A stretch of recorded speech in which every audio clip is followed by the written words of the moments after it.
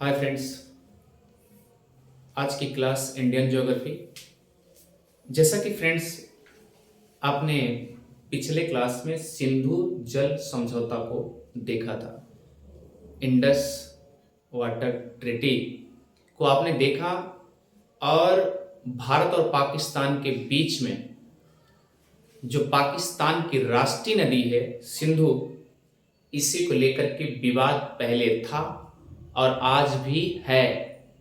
जैसा कि आपने 19 सितंबर 1960 को फुल एंड फाइनल डिसीजन आने के बावजूद भी आज भी देख रहे हैं विवादास्पद बना हुआ है।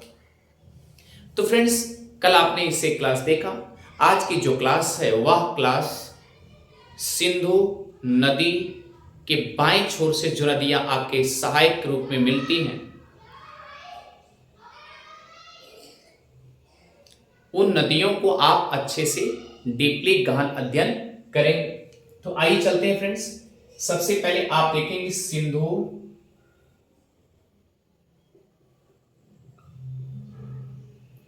नदी तंत्र। क्लियर? सिंधु नदी तंत्र, इंडस रिवर।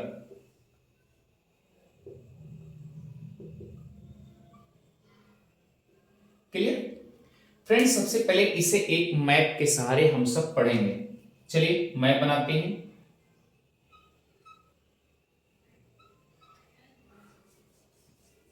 थोड़ा बड़ा बनाते हैं।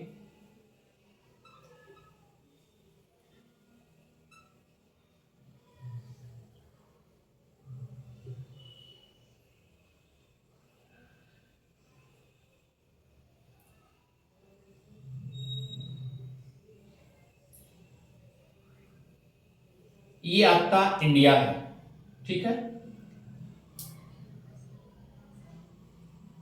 फ्रेंड्स, याद रखिएगा ये आपका इंडिया है। और जैसा कि फ्रेंड्स आप देखेंगे यहां पर काराकोरम, फिर लद्दाख, फिर जास्कर, फिर उसके बाद दीर्घ हिमालय, ये दीर्घ हिमालय ऐसे स्ट्रक्चर बना हुआ है। फिर उसके बाद देखेंगे लघु हिमालय, ये लघु हिमालय, फिर आप देखेंगे शिवालिक हिमालय। इस तरीके से स्ट्रक्चर इसका बना हुआ। क्लियर? तो आइए फ्रेंड्स, सबसे पहले सिंधु नदी के बारे में अच्छे से हम डीपली पढ़ेंगे। देखिए फ्रेंड्स, ये लद्दाख सीढ़ी है, काराकोरम ये लद्दाख है। लद्दाख का एक हिस्सा जो है ये कैलाश पर्वत है जो कि तिब्बत में पूरी तरीके से। इसके नॉर्थ में आपको एक स्थान मिलेगा बोखर चू। अब बोखर चू के दक्षिण में देखेंगे आप, यहां पर देखेंगे तो आपको मानसरोवर झील मिलेगा। तो एग्जैक्टली इस प्लेस को बोल जाता है बोखर चू। यहां पर मानसरोवर झील है, मानसरोवर झील। क्लियर?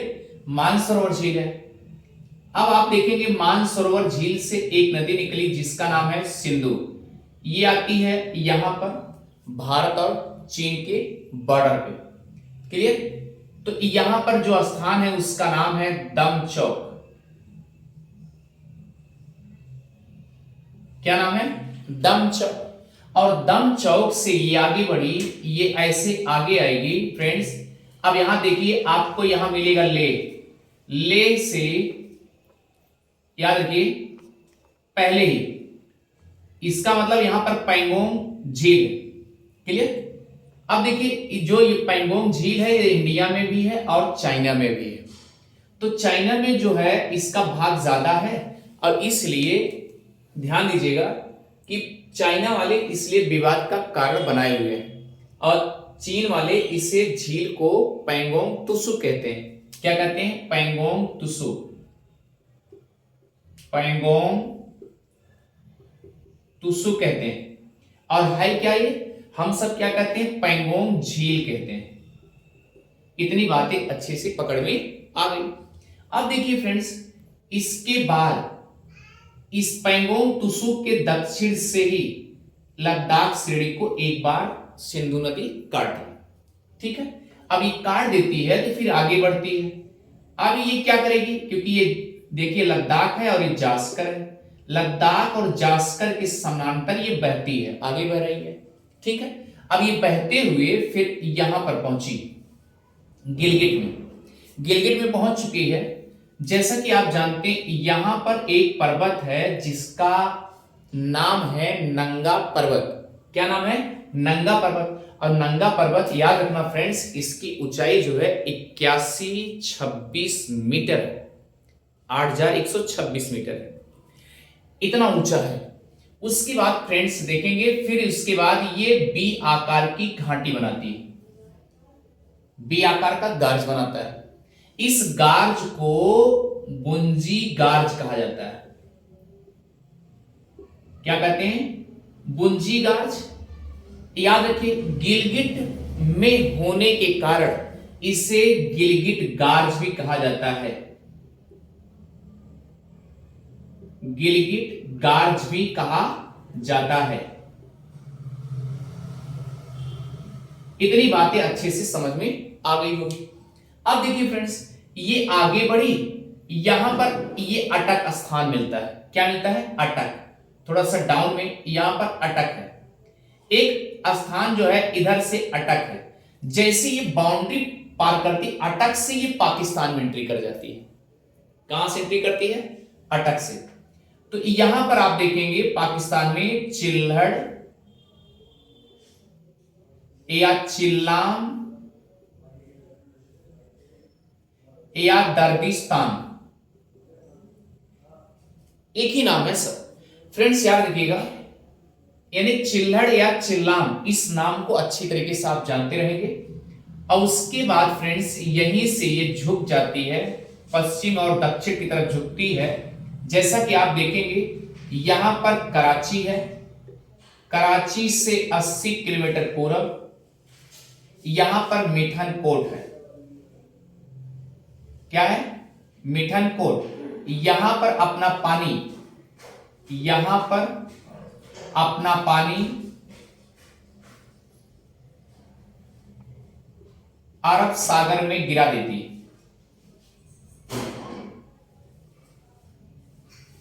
क्लियर? इतनी बातें समझ में आ गई होगी फ्रेंड्स। आइए चलते हैं, इसको मिटा के उसके बाद मिटा करके आगे बढ़ते हैं। अब ये स्ट्रक्चर हम यहां पर बनाने जा रहे हैं। आप देखेंगे इधर देखिए, जैसा कि आप देखेंगे यहां है, ये लोकेशन जो है आपका, ये बोखरचू है, बोखरचू से निकली। अब ये यहां पर आप ध्यान दीजिए, मानसरोवर झील भी, क्या है? मानसरोवर झील। इसके बाद ये निकली, उसके बाद देखिए ये भारत और चाइना के बॉर्डर पहुंची। यहां पर क्या है? दम चौक। क्या है? दम चौक है।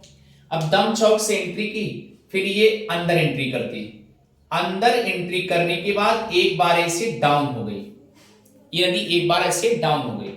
फिर उसके बाद फिर ये आगे बढ़ती है। अब ये आती है यहां पर, आप देखेंगे फिर यहां पर एक थोड़ा सा ऊंचाई पे जाती है ऐसे, फिर उसके बाद यहां से डाउन होती है, फिर ऐसे भी आकार बनाती है। आप देखेंगे यहां पर एक पर्वत है जिसका नाम है नंगा पर्वत। क्या नाम है? नंगा पर्वत।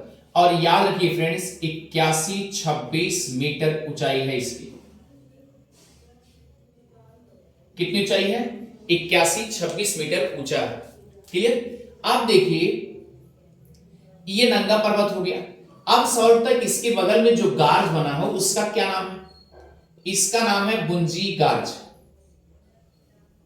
देखिए फ्रेंड्स, हमने बताया कि जैसा कि ये गिलगिट क्षेत्र में रहने के कारण इस बुंजी गार्ज को गिलगिट गार्ज भी कहा जाता है।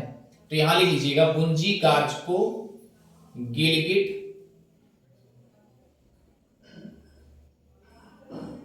गार्ज भी कहते हैं। क्लियर? इतनी बातें समझ में आ गई होगी। फिर ये नदी अब देखिए यहां से ऐसे आती है, फिर उसके बाद ऐसे तर लेती है। तो ये पहुंचती है भारत और पाकिस्तान के बॉर्डर पे। जब ये इंडिया के अंदर ही रहती है तो ये अटक से पार करती है, अटक से। जैसा कि आप जानते हैं लद्दाख के एकदम बॉर्डर पे है अटक, और इस पार जैसे आती है क्योंकि पाकिस्तान के एरिया में आ जाती है, तो यहां पर बोला जाता है चिल्हड़, चिल्लाम या दर्दिस्तान, यहां एंट्री की। उसके बाद फ्रेंड्स याद रखिएगा फिर ये आगे जा करके ऐसे झुक जाती है। जैसा कि आपने देखा, अभी हमने बताया कि 80 कराची से 80 किलोमीटर पूरब में, कराची से 80 किलोमीटर पूरब में क्या होता है, यहां पर है मीठान पोर्ट, मीठान पोर्ट, यहां में पानी अपना गिरा देती है, कोई आपत्ति नहीं है। अच्छा ठीक फ्रेंड्स, एक बात याद रखिएगा, जब यहां पर सिंधु नदी तिब्बत निकलती है, तिब्बत से निकलती, बोखरचू स्थान से निकलती है, तो इसे तिब्बत वाले सिंधु नदी नहीं कहते हैं, इस बात को भी ध्यान दीजिएगा। तिब्बत वाले सिंधु नदी को सिंधी खंबाब के नाम से जानते हैं। आप यहां लिखेंगे सिंधु नदी को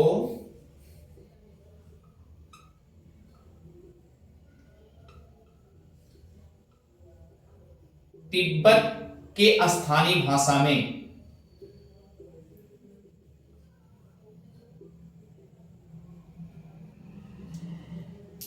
तिब्बत के स्थानीय भाषा में इसे सिंधी खंबाब कहा जाता है।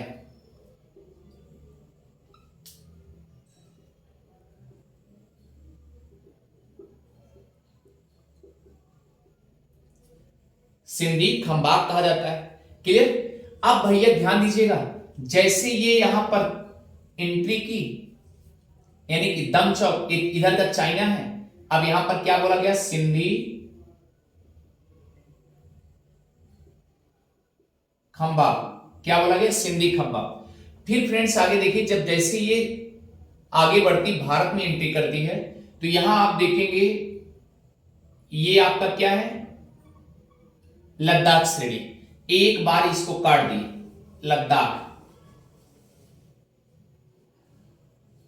लद्दाख श्रेणी एक बार उसको काट दी, फिर आगे बढ़ी। अब इसके नीचे आप देखेंगे यहां पर आपको मिलेगा क्या, जास्कर श्रेणी,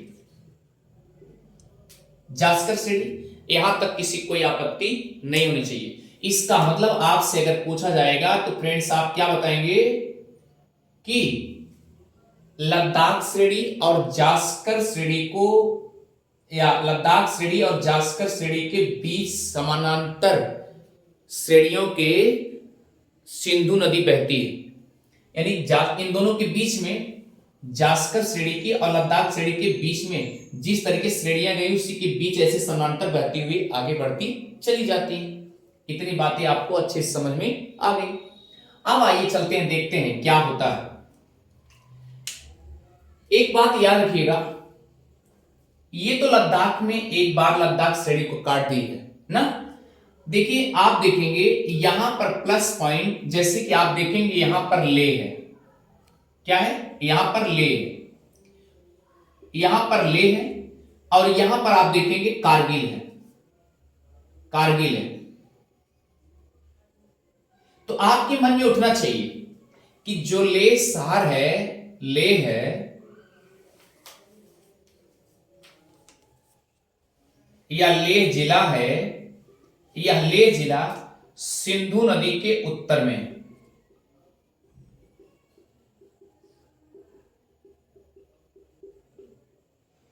सिंधु नदी के उत्तर में है। अब यहां देखिए कारगिल है, तो कारगिल सिंधु नदी के दक्षिण में, लिखेंगे कारगिल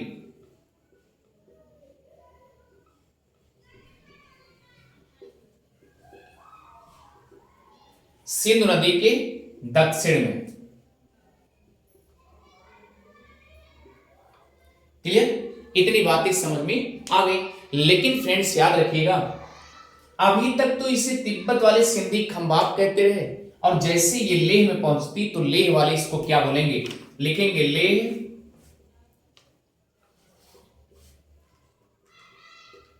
सिंधी नदी को, सॉरी सिंधु नदी को, याद रखिएगा शेर मुख कहते हैं, शेर या सिंह मुख के नाम से जानते हैं, सिंह मुख के नाम से जानते हैं। क्लियर? इतना पॉइंट आपका अच्छे से कंप्लीट हो गया। अब आप देखिए, अगर आपसे पूछा जाएगा कि लेह जिले से कौन सी निम्न में से कौन सी नदी गुजरती है, इकलौती नदी है, तो याद रखना फ्रेंड्स, वह सिंधु है। जो पंचनद में से नाम दिया जाता है सिंधु को, 5 बड़ी बोली जाती है, मुख्य रिवर है सिंधु, जो कि लेह से निकलती है, केवल सिंधु रिवर। इतनी बातें समझ में आ गई। अब आगे चलते हैं फ्रेंड्स, आगे बढ़ेंगे। क्लियर? इतनी बातें आपको अच्छे से समझ में आ गई। तो लेह क्या हुआ, सिंधु नदी के उत्तर में है और कारगिल सिंधु नदी के दक्षिण में है। अब आगे चलते हैं। अब फ्रेंड्स याद रखिएगा, अब हम इसकी 5 जो सहायक नदियां हैं, जो बाएं छोर से मिलने वाली हैं, उनकी चर्चा करेंगे। ठीक, अब आप देखिए, यहां पर आप आएंगे, इसको जरा मिठान कोट को हम जरा और नीचे ले जाते हैं। मिठान कोट दिख रहा होगा, मिठान कोट। अब देखिए फ्रेंड्स, यहां पर आप देखेंगे 2 प्लेसेस आपको मिलेंगे। एक जम्मू कश्मीर में है, जिसका नाम है सोनमर्ग जिला, सोनमर्ग एरिया। क्लियर हो गया? अब देखिए, एक इधर आपको दिखेगा, यहां पर जैसे कि कल हमने चर्चा किया था, एक श्रेणी है और ये आपकी काराकोरम है, ये आपकी लद्दाख है और ये आपकी जास्कर है। ये तीनों को क्या कहा जाता है, ट्रांस हिमालय या पार हिमालय या तिब्बत हिमालय। बहुत डीपली अध्ययन कर रहे हैं, तिब्बत हिमालय। क्लियर? अब देखिए फ्रेंड्स, इसके बाद क्या मिलेगा आपको, दीर्घ हिमालय। क्लियर? दीर्घ हिमालय या हिमाद्री हिमालय या महान हिमालय। क्लियर? अब आइए चलते हैं, आगे बढ़ेंगे। फिर उसके बाद जो सेकंड टर्न में है, वो आप उसे बोलते हैं लघु हिमालय। आज की जो विशेष चर्चा है लघु हिमालय से। ठीक है? देखिए, जो लघु हिमालय खंड खंड करके टूटा है, ऐसे ऐसे याद रखिएगा, ऐसे टूटा हुआ। तो ये जो जम्मू कश्मीर में है फ्रेंड्स, इसे पीर पंजाल बोलते हैं, पीर पंजाल। और जो हिमाचल प्रदेश में है, उसे धौलाधर श्रेणी बोलते हैं। क्या बोलते हैं? धौलाधर श्रेणी। यहां तक किसी को कोई आपत्ति नहीं होनी चाहिए, इन्हीं दोनों से मस्ट है। अब आप समझेंगे कि जो ये पीर पंजाल है जम्मू कश्मीर में है, तो पीर पंजाल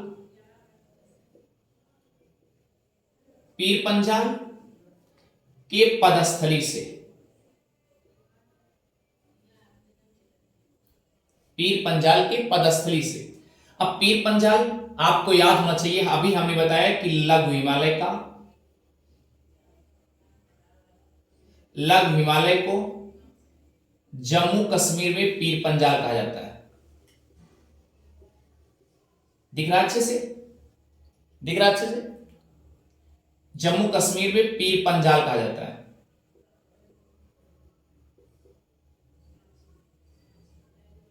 क्लियर? इतनी बातें आपको समझ में आ गई होगी। ठीक है? पीर पंजाल के पदस्थली से निकली नदी। क्लियर? यहां पर एक स्थान मिलेगा आपको, शेषनाग स्थान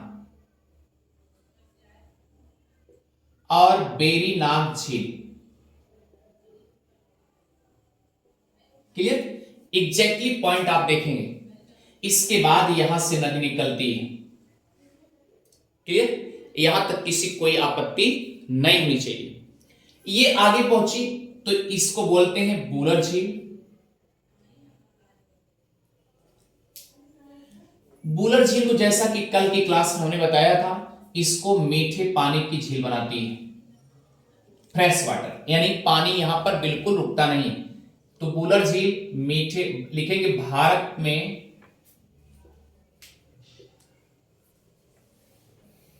सर्वाधिक मीठे पानी की झील है। आप कह सकते हैं जो मीठे पानी की झील वो ताजे फ्रेश वाटर भी हो सकता है, यहां तक किसी कोई आपत्ति नहीं होनी चाहिए, इसे मिटा दें। अब देखिए बूलर झील के पास पहुंच गई। अब बूलर झील के पास जब पहुंच गई तो याद रखिएगा, फिर उसके बाद आप आएंगे थोड़ा ऊंचाई पे, इधर आएंगे यहां पर, तो आपको इधर श्रीनगर मिलेगा। श्रीनगर मिला, ठीक है। श्रीनगर से आगे बढ़िए फ्रेंड्स, याद रखिएगा यहां पर आपको मिलेगा एक स्थान मिलेगा, आप एरिया समझिए, क्षेत्र समझिए, जिसका नाम है बारामूला। क्लियर, बारामूला से फिर ये क्या की, ये अनंतनाग आई, अनंतनाग आई। अब भैया याद रखिएगा, यानी अगर आपसे पूछा गया श्रीनगर किस नदी के तट पर अवस्थित है, तो आप झेलम नदी के नाम पर ही बताएंगे। अब देखिए बारामूला से अनंतनाग तक, यहां इन दोनों के बीच में नौकागम बहुत चलता है, नौकाएं बहुत चलती हैं। क्लियर, एक कल भी बताया गया था, आज भी। तो नौकागम का कार्य होता है। यहां से फिर ये धीरे से आगे आती है, तो यहां पर एक बॉर्डर मिलेगा जिसका नाम है मुजफ्फराबाद। मुजफ्फराबाद, मुजफ्फराबाद से ये ऐसे टर्न लेती है जिसका नाम है मंगला। क्लियर, मंगला से फिर ये याद रखिए ऐसे मुड़ती, जैसे कि आप जानते हैं इधर आप देखेंगे तो इधर पाकिस्तान का खैबर है, इधर पाकिस्तान का खैबर है, और इधर देखेंगे पंजाब का पख्तूनख्वा है। क्लियर, पख्तूनख्वा है। अब उसके बाद धीरे से आकर के यहां झंग या झांग नामक स्थान पे चिनाब नदी से मिल जाती है। झंग या झांग, झंग या झांग, तो फ्रेंड्स याद रखिए जिला भी है। इस तरीके से आपको अच्छे से समझ में आ जाना चाहिए फ्रेंड्स। अब आइए चलते हैं सेकेंड टर्म पे। अब देखेंगे जैसा कि आप यहां पर हैं, ठीक है, यहां पर आप देखेंगे तो यहां पर क्या मिलेगा, ये एरियाज आपके हिमाचल प्रदेश के होंगे। क्लियर, ये एरियाज आपके हिमाचल प्रदेश के हैं, और हिमाचल प्रदेश में आप जैसा कि जानते हैं कि वहां से चिनाब नदी, उसके बाद रावी, उसके बाद याद रखिएगा ब्यास, उसके दक्षिण में ब्यास निकलती। तो अब यहां पर जैसे ये है, तो यहां पर आप चिनाब का आगमन होगा। जैसा कि आप जानते हैं कि पंचनद में या सिंधु की जो बाएं छोर से बड़ी नदियां हैं सहायक नदियों के रूप में, उसमें सबसे बड़ी चिनाब नदी है। चिनाब को इसकमती भी कहा जाता है और अस्कनी भी कहा जाता है वैदिक में, ऋग्वेद में। तो फ्रेंड्स आइए चलते हैं, यहां से चिनाब निकलती है, लेकिन चिनाब के बारे में सबसे पहले जानेंगे। आप लिखेंगे ये एरियाज क्या है, एचपी है। एचपी मतलब जैसा कि हमने ये नहीं बताया कि हिंदुस्तान पेट्रोलियम, ऐसा नहीं समझेंगे आप यहां पे समझेंगे हिमाचल प्रदेश एचपी का हो गया। अब देखिए सबसे पहले आप देखेंगे एक यहां ताल है जिसे कहते हैं सूर्या ताल, सूर्या ताल। और याद रखिए सूर्या ताल जो है वो केलांग के निकट है, केलांग के दक्षिण में, केलांग के दक्षिण में, केलांग के दक्षिण में, याद रखिए वर्ड को, केलांग के दक्षिण में सूर्या ताल है। क्लियर, अब देखेंगे इधर से एक ताल और मिलेगा। क्लियर, एक ताल और मिलेगा, और यह ताल याद रखना फ्रेंड्स, इतनी जिसे बोलते हैं चंद्रताल। क्या नाम है? ये सूर्य ताल है, यानी सूर्य और चंद्रमा के नाम से याद कर सकते हैं। दोनों ताल है, एक सूर्या ताल है और एक चंद्र ताल है। जैसा कि आप दृष्टि आईएएस की पत्रिका में भी देखेंगे तो वहां भी सूर्या ताल और चंद्र ताल लिखा होगा। ठीक है, अब देखेंगे ये दोनों नदी ऐसे आती है, दोनों का मिलन होता है और वह कहां होता है? तांडी नामक स्थान पर। तांडी नामक स्थान पे मिलन होता है। अब देखिए सूर्या ताल चंद्र ताल के बीच में आपको एक ऐसा दर्रा मिलेगा जिसका नाम है बाड़ा लाचा दर्रा। बाड़ा लाचा दर्रा, यहां तक किसी कोई आपत्ति नहीं होनी चाहिए। तांडी नामक स्थान पे मिल गया। यहां लिख दे ऊपर जरा, अगर आपसे पूछा जाएगा कि आखिर ये दोनों नदियां मिलती कहां है तो तांडी, लेकिन नदियों का नाम तो पहले जान लीजिए। यानी कि बाड़ा लाचा के जो ऊपर वाली है यानी नॉर्थ वाली है उसे भागा बोलते हैं, इसे भागा बोलते हैं और ये आपकी क्या है? चंद्रा नदी है। तो इन यानी कहने का मतलब जो हिमाचल प्रदेश में जो भागा और चंद्रा है दोनों का मिलन हो जाता है, उसी हिमाचल प्रदेश में तांडी नामक स्थान पे मिला और वहीं पर हिमाचल प्रदेश में इन दोनों नदियों को संगम होने के कारण हिमाचल प्रदेश वाले इसे चंद्रभागा के नाम से जानते हैं। अब ये नदी आगे बढ़ी, आगे बढ़ने के बाद देखेंगे फ्रेंड्स, आप इतना समझिए कि जम्मू कश्मीर में एंट्री करती है, सॉरी जम्मू में। ठीक है, जम्मू में एंट्री करेगी तो यहां पर मिलेगा मरु। मरु एक क्षेत्र है, मरु मिला। उसके बाद फिर वहां से आप देखेंगे, जैसा कि आप जानते हैं कि मरु से मिलने के बाद ये थोड़ा सा डाउन होती है, जिसे बोलते हैं किश्तवाड़।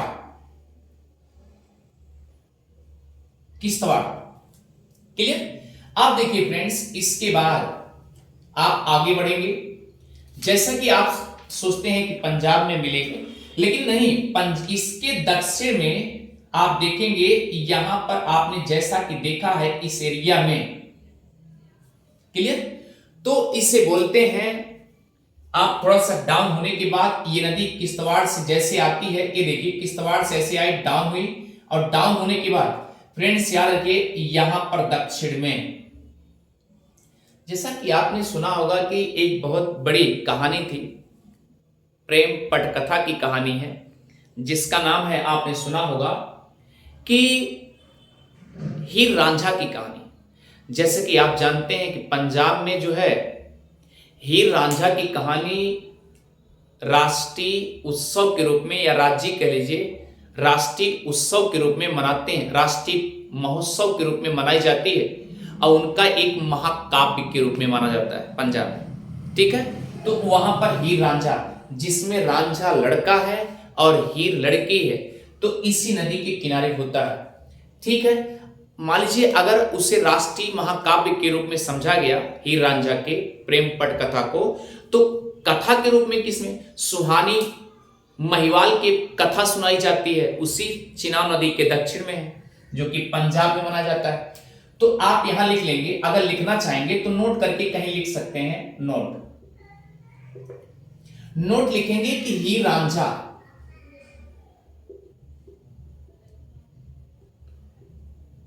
रांझा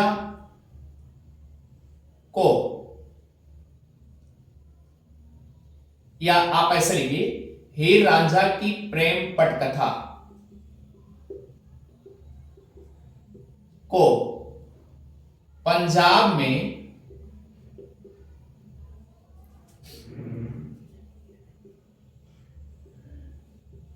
राष्ट्रीय महोत्सव के रूप में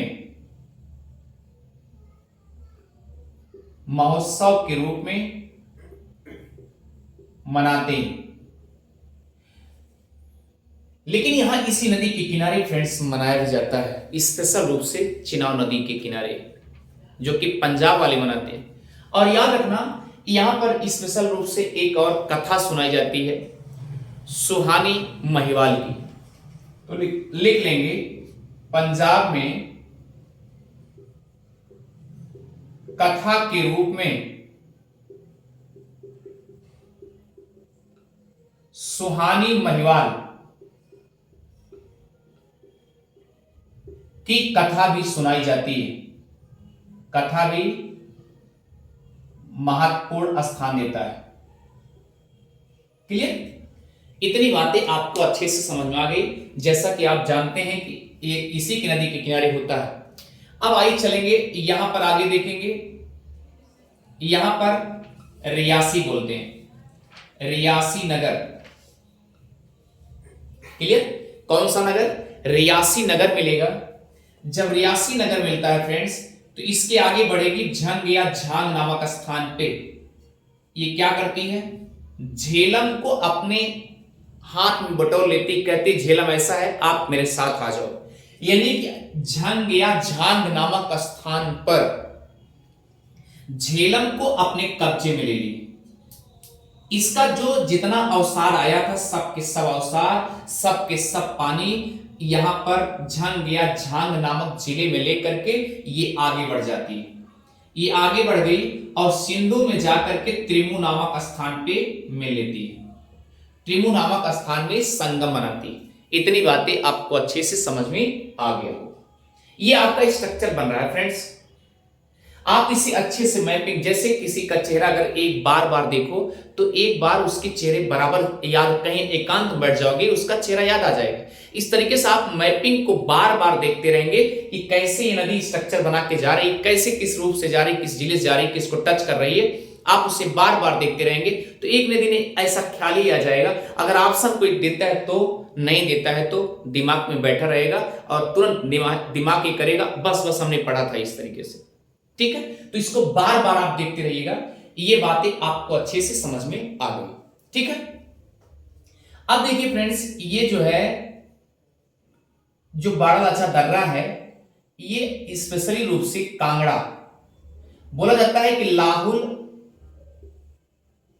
स्पीति, ठीक है, लाहुल स्पीति के एरियाज में है मुख्य रूप से। लेकिन किसी किसी किताब में बारालाचा जो दर्रा बताया जाता है वो कांगड़ा जिले में बता दिया जाता है। ठीक है? हकीकत यह है कि यह लाहुल स्पीति है। उसके बाद इधर देखेंगे आपको यहां पर मिलेगा कांगड़ा जिला। क्लियर? अब देखिए बारालाचा अब कैसे कंठस्थ करेंगे। पहले कौन सी नदी है? ऊपर वाली भागा है, उसके बाद आपको एक दर्रा मिला बारालाचा दर्रा, फिर उसके बाद चंद्रा नदी मिली, फिर उसके बाद कांगड़ा में आ गई। अब कांगड़ा में देखेंगे, यहां पर देखेंगे एक आपको रोहतांग दर्रा मिलेगा। क्या मिलेगा? रोहतांग दर्रा मिलेगा। रोहतांग दर्रे से आप देखेंगे रावी नदी का उद्गम होता है। क्या होता है? रोहतांग दर्रे से कहां से होता है? रावी का उद्गम होता है। जैसे कि फ्रेंड्स याद रखिएगा, अगर रोहतांग दर्रे का अगर देखा जाए तो ये कुल्लू के दक्षिण में है। कहां पे? यहां लिख लेंगे कुल्लू के दक्षिण में। क्लियर? कुल्लू के दक्षिण में आपको रोहतांग दर्रा मिलेगा और जब उसके दर्रे मिलेंगे तो फ्रेंड्स याद रखिएगा, ये क्या करती है? धौलाधर, जैसे कि हिमाचल प्रदेश सब चल रहा है, हिमाचल प्रदेश चल रहा है, तो ये धौलाधर श्रेणी के पास आती है और इसके नीचे देखेंगे दक्षिण में धौलाधर है। जैसा कि फ्रेंड्स हमने बताया था कि अगर जम्मू कश्मीर है, ध्यान दीजिए, जम्मू कश्मीर है तो जम्मू कश्मीर में लघु हिमालय को पीर पंजाल बोल दिया गया, पीर पंजाल बोल दिया गया। अब इसके दक्षिण में जाएंगे आपको क्या मिलेगा? ये जब J&K हो गया और ये आपका HP हो गया, हिमाचल प्रदेश हो गया। यही लघु हिमालय की श्रेणियां जा रही हैं तो इसको धौलाधर बोलते हैं, धौलाधर बोलते हैं। अब याद कि धौलाधर श्रेणी से ये क्या करती है? उत्तर साइड से निकलती है और आप देखेंगे इसके पश्चिम में आपको पीर पंजाल मिलेगा। यहां लिखते जाएंगे पीर पंजाल श्रेणी।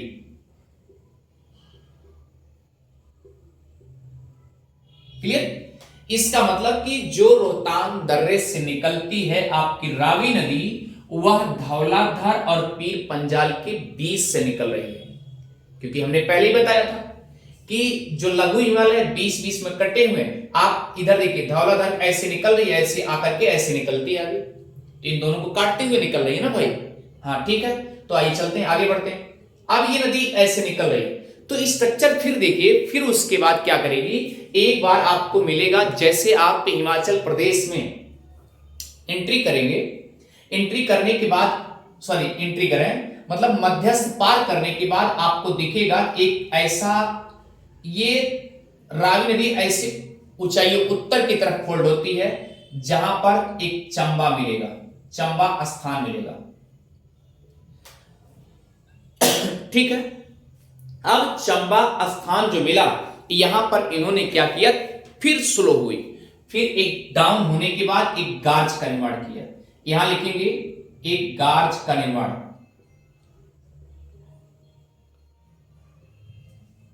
और जब गार्ज का निर्माण किया, तो गार्ज का निर्माण करने के बाद धीरे से फिर पहुंचती है, आप देखेंगे पंजाब में। पंजाब में देखेंगे आपको मिलेगा गुरदासपुर, गुरदासपुर से अमृतसर,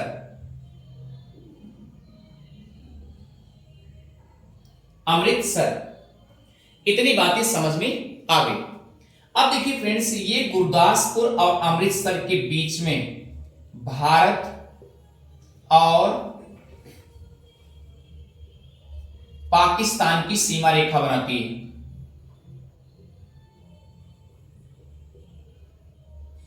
क्लियर? और देखिए, पहली चीज तो आप दो पॉइंट याद रखेंगे कि जो बाएं छोर से नदियां मिलने वाली हैं, उसमें दो नदियां ऐसी हैं जो भारत और पाकिस्तान की सीमा रेखा बनाती हैं। पहली नदी प्राथमिकता किसको देंगे? झेलम को, क्योंकि मुजफ्फराबाद से मंगला तक, ये झेलम नदी मुजफ्फराबाद से मंगला तक ये भारत और पाकिस्तान के बीच सीमा रेखा बनाती है। आप देखिए, जब भी मैप देखेंगे एकदम सेम मुजफ्फराबाद से मंगला तक ये भारत और पाकिस्तान, जैसे जैसे ये बॉर्डर आया हुआ है उसी बॉर्डर पे नदी बहती हुई निकल रही है। तो इसका मतलब पहली प्राथमिकता अगर पूछा गया, पंचनद में से कौन सी ऐसी नदी है जो मुजफ्फराबाद से मंगला तक सीमा रेखा बनाती है, तो आप बताएंगे झेलम को। अगर मान लीजिए अगर झेलम नहीं दिया रहेगा, तो फिर आपसे अगला, अगर झेलम नहीं दिया है तो आपका कौन मिलेगा? रावी मिलेगी। रावी में अगर आपसे पूछा गया, मतलब रावी मिलेगी। झेलम अगर ऑप्शन नहीं है तो आप किस पे टिक लगाएंगे? रावी वाले पे। यानी गुरदासपुर से अमृतसर के बीच में भारत और पाकिस्तान की सीमा रेखा बना रही है। यहां तक किसी कोई आपत्ति नहीं होगी फ्रेंड्स। अब देखिए, धीरे से फिर आगे आती है, और जैसा कि आप जानते हैं कि यहां अमृतसर से आगे आने के बाद फिर ये आगे आती है, यहां चिनाव से मिलती है। चिनाव में आपके मन में उठ रहा होगा, चिनाव में कहां मिलती है? तो फ्रेंड्स, इसका नाम है सराय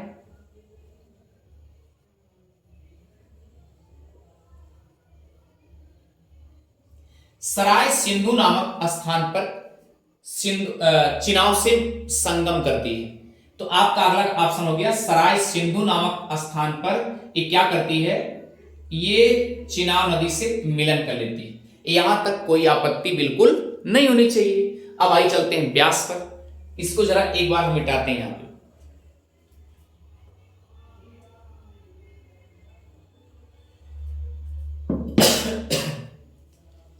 अब आइए चलते हैं ब्यास।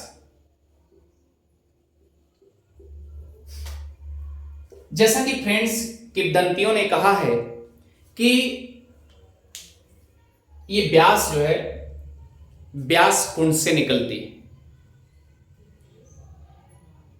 व्यास मुनि थे, उनके एक पुत्र थे, मोह माया में उसी कुएं में गिर गए थे, और व्यास मुनि ने, आप समझिए, उन्होंने घोर तपस्या की, उसी कुएं के आसपास घोर तपस्या की, और घोर तपस्या करने के बाद ही फिर से वो जन्म लिए। तो उन्हीं के नाम पर याद रखना फ्रेंड्स, व्यास नदी पड़ती है, यह व्यास कुंड से निकलती है। कहां से निकलती है? व्यास कुंड से।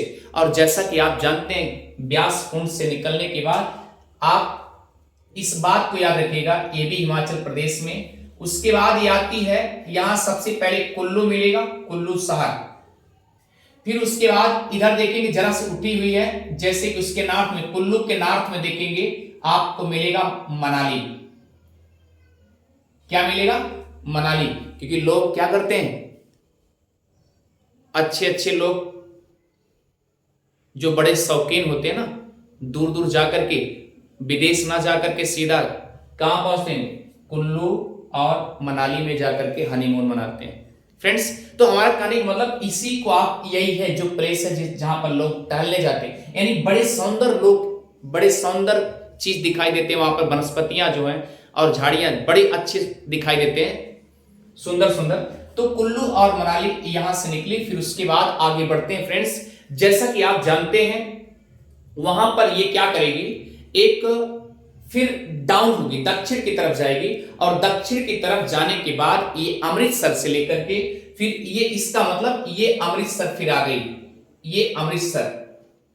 अमृतसर अब देखिए आपको समझना होगा कि रावी नदी अमृतसर के नॉर्थ से मिल रही है, और ये जो ब्यास नदी है अमृतसर के दक्षिण से मिल रही है दोनों अमृतसर, यहां भी अमृतसर, चाहे इधर से देखेंगे चाहे इधर। तो उत्तर की तरफ से रावी जा रही है और दक्षिण की तरफ से ब्यास नदी जा रही है।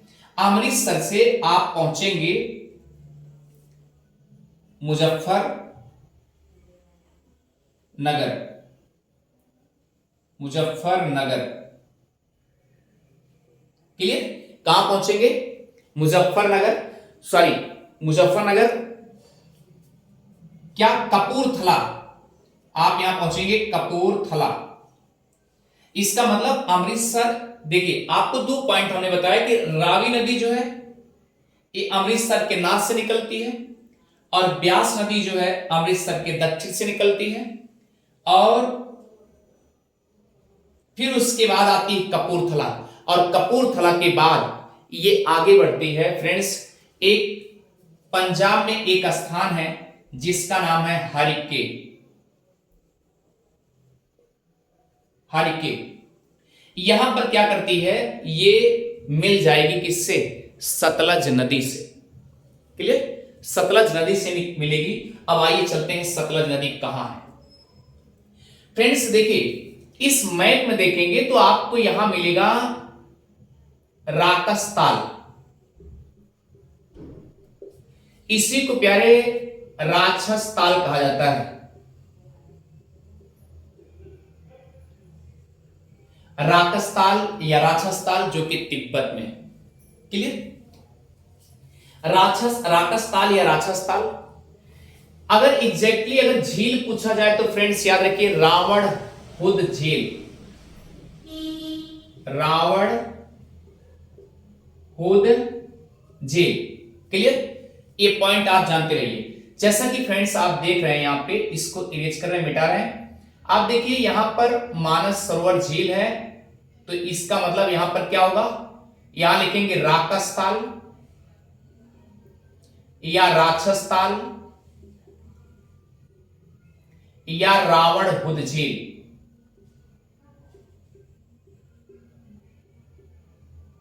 ये सब आप नाम जानते रहें, क्योंकि आरओ और पीसीएस, मान लीजिए राकसताल राक्षसताल हमेशा सुनते चले आए हैं, लेकिन अगर झील पूछ लिया जाए, उसी का नाम झील, यानी कि एक झील जैसा है जिसका नाम है रावण हुद झील। तो यहां से इसका उद्गम हुआ, यह है तिब्बत में, क्लियर?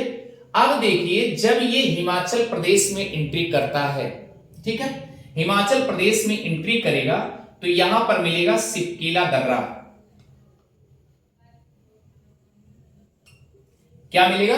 सिपकीला दर्रा मिलेगा, और इसका मतलब कि सिपकीला दर्रा के माध्यम से, क्लियर? सिपकीला दर्रा के माध्यम से यह नदी, ऐसे लिखेंगे, यह नदी भारत में प्रवेश करती है।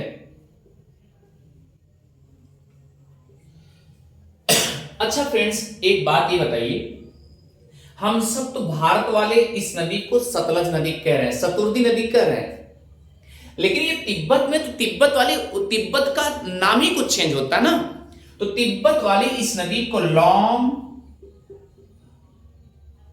लॉन्ग चेन खंबा, लोंगचेन खंबाक कहते हैं। यानी तिब्बत वाली इस नदी को लोंगचेन खंबाक कहते हैं और हम सब क्या कहते हैं, सतलज नदी। और वैदिक में क्या कहा जाता है, सतुर्दी नदी। क्लियर हो गया। अब देखिए सिपकिला से एंट्री की। अब सिपकिला से अगर एंट्री की, एक दर्रा है, उसके बाद देखेंगे आप आगे आएंगे तो एक स्थान मिलेगा, एक शहर मिलेगा जिसका नाम है कल्पा। आप देखेंगे कल्पा जैसे ही एंट्री करती है, यानी सिपकिला दर्रा से एंट्री करने के बाद तुरंत आप आएंगे कल्पा के पास, कल्पा को स्पर्श करती है। फिर उसके बाद मिलेगा रामनगर, फिर आगे बढ़ेगी ये रामनगर। क्लियर। रामनगर मिलेगा जो कि धौलाधर श्रेणी को पार करेगी।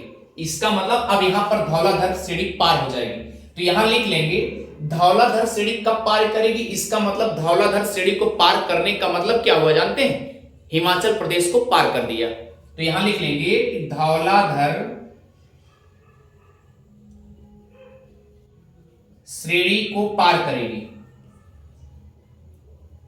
क्लियर। धौलाधर श्रेणी को पार की, फिर उसके बाद देखेंगे आपको मिलेगा रूपनगर। क्या मिलेगा, रूपनगर। और रूपनगर के बाद याद रखिएगा ये कहती है, किससे कहती है, ब्यास से। ब्यास से कहती है ऐसा करो अपना पानी हमको दो। ये पानी फिर लेती है, उसके बाद दे दीजिएगा। ये सतलज नदी आगे बढ़ जाती, ये सतलज नदी है, बढ़ गई। आगे बढ़ने के बाद याद रखना फ्रेंड्स, ये त्रिमु है जो कि जहां चिनाव मिलती।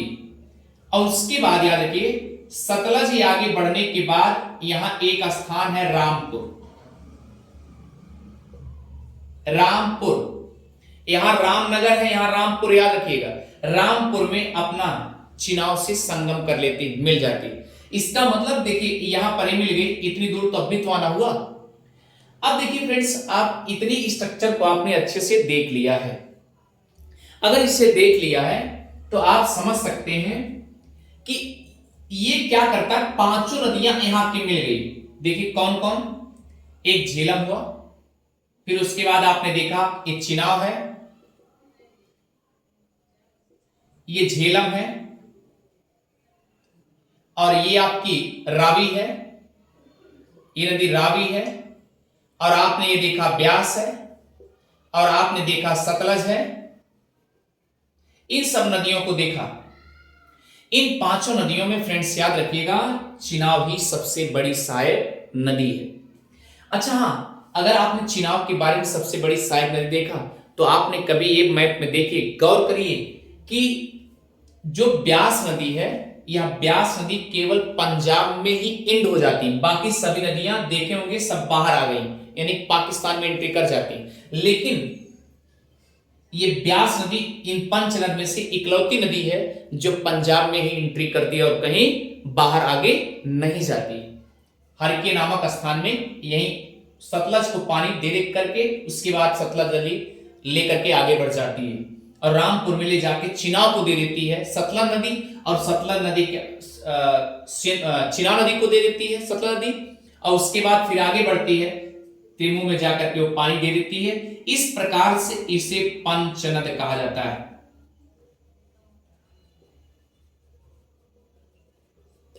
क्लियर, क्या कहता है, पंचनद कहा जाता है। यहां तक अच्छे से समझ में आ गया होगा फ्रेंड्स। अगर ये अच्छे से समझ में आ गया होगा तो और एक कंडीशन आप देखिए, ये सवाल होता है सोनमर्ग क्यों लिखा गया। आपके मन में उठ रहा होगा सोनमर्ग क्यों लिखा गया। सोनमर्ग इसलिए लिखा गया क्योंकि यहां पर आप देखेंगे सोनमर्ग एक जिला है जो कि जम्मू में है, और सोनमर्ग जिले में आप देखेंगे कृष्ण सर झील है, कृष्ण सर झील है। और इसी कृष्ण सर झील से याद रखिएगा एक नदी निकलती है जिसका नाम है किशन गंगा।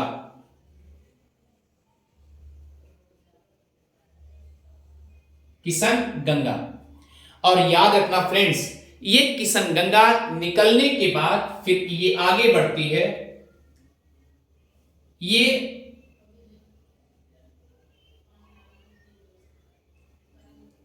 मुजफ्फराबाद है। झेलम से आकर के मिलती है। और याद रखना, भारत और पाकिस्तान के बॉर्डर पे एक गुरेज नाम का स्थान है जहां पर ये क्या करती है, मिलती है।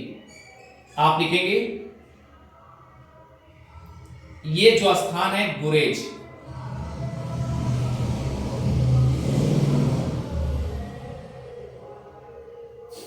गुरेज नामक स्थान पर एक किशनगंगा। तो याद रखिएगा, अगर आपसे पूछा जाएगा किशनगंगा बाएं छोर से मिल रही है दाएं छोर से, तो आप दाएं छोर से बताएंगे, वो भी झेलम की सहायक नदी है। झेलम की सहायक नदी किशनगंगा है और सिंध की ये पांचों सहायक नदियां हैं, जो कि फ्रेंड्स आपने अच्छे से देख लिया है। क्लियर? इस प्रकार से मुझे लगता है कि आपको अच्छे से समझ में आ गया होगा। अगर आपको अच्छे से समझ में आ गया फ्रेंड्स, तो ये समझिए कि सिंधु नदी की बाएं छोर से मिलने वाली जो नदियां हैं उसे आपने डीपली गहन अध्ययन कर लिया है। और अगर आपने डीपली गहन अध्ययन कर लिया है तो मुझे लगता है कि आपको कोई दिक्कत नहीं होगी। और मिलते हैं एक दूसरे क्लास में, जो कि इससे बेहतर क्लास लेके आ रहे हैं फ्रेंड्स। और हाँ, उदय जीएस रिसर्च सेंटर को सब्सक्राइब करना और शेयर करना भी ना भूलें। Thank you friends.